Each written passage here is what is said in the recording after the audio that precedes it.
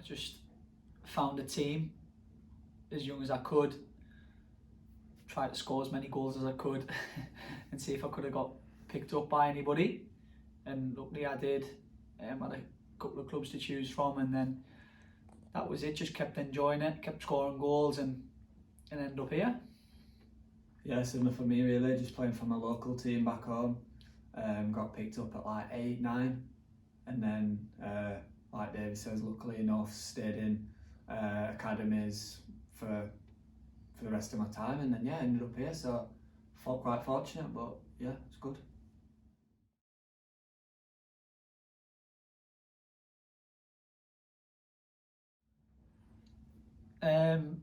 It's quite good. I think on a weekend after a game you're allowed a little treat, but during the week in preparations to the game, try and eat clean, carb up Thursday, Friday maybe, so you've got enough energy for the game.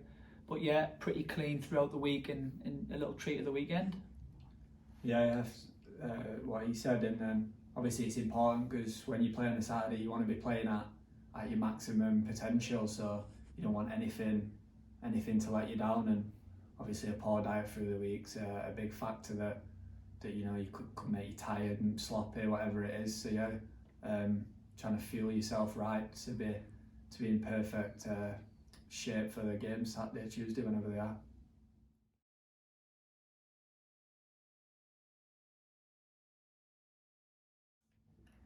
I've always thought I could find another job other than football, because I think I'm sort of a hard worker.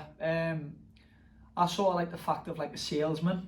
I've always thought I'd like to go into like a car dealership and try and sell cars, but not really thought too much into it. But yeah, I think a car salesman, I'd like the sound of that. Yeah, it's a tough one that. Well, yeah, I think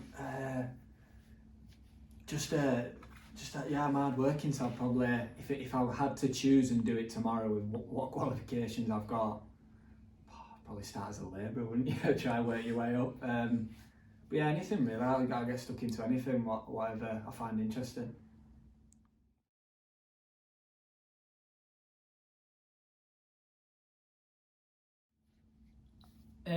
I just think it puts you in good stead for your life, to be well educated, not just in school, like well mannered and stuff. Just to listen, learn. You can't learn. You can't learn enough. You're always learning. In every job, really, just to be well punctuated. Just in general, it's good to listen and take things on board. Yeah, of course. I think, especially for us, me and Davis, obviously, it's a short career. One of the shorter careers, could end up retiring, you know, 35, 36. Some people even younger. So yeah, I think if you can be educating yourself as well as much as you can through the years playing football, could lead you on to something else afterwards, another career, another living.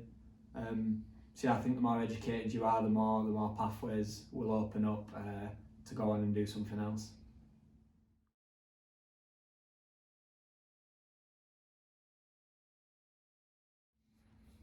I think there's a lot about mental health at the minute, and obviously it's massive. I think you're going to get knockbacks and setbacks and stuff like that, and it's how you deal with it. I think at the end of the day, there's always a new day the next day. You've got your friends, your family. Try and stay as positive as you can, and yeah, just try and enjoy it as much as you can, and stick at it, and just keep positive.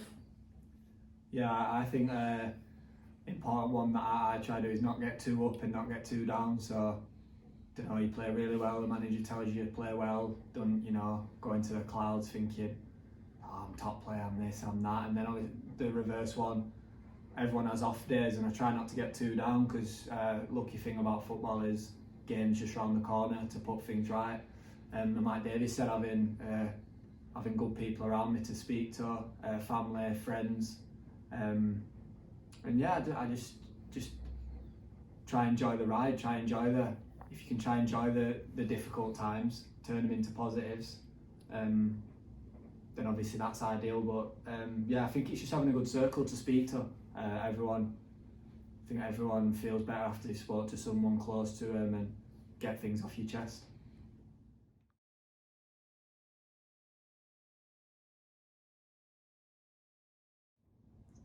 I think a big one for any player is your debut, your first game, your first professional game is always good. Being fortunate to score in a couple of derbies in my time, so I think I put those moments up there.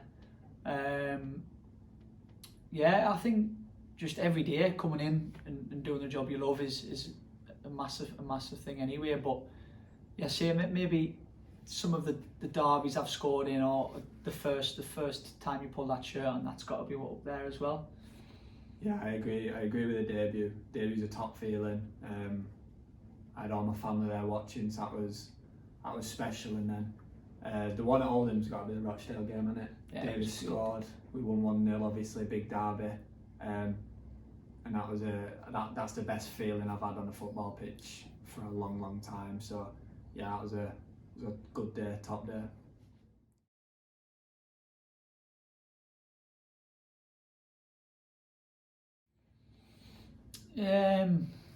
I think I'd have to say at a previous club, just everything was going really well.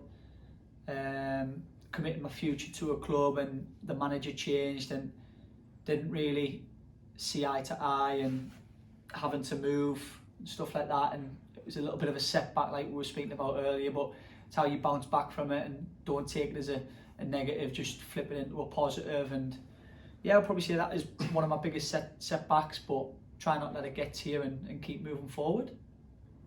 Yeah. I think maybe like the when it comes to time to move on, to getting, for example, getting released from United after 14 years, that's tough. So yeah, I think what would you call it? Not rejection, but getting released and having to move on and start fresh at a new place. That's probably my toughest periods in football, but they've worked out well. Ended up here where I'm enjoying it.